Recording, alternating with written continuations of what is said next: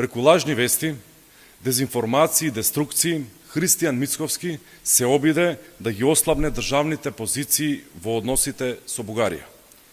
Владата предводена од СДСМ и премиерот Ковачевски во решавањето на спорот со Бугарија се водат исклучиво од националните интереси и црвените линии поставени од резолуцијата усвоена во Македонското собрание.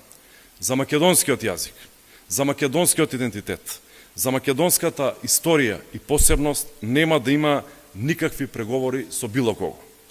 Откако не успе обидот на Мицковски да ги сруши државните позиции, време е тој да смогне сили и да им се извини на граѓаните. Нацијата очекува негово извинување.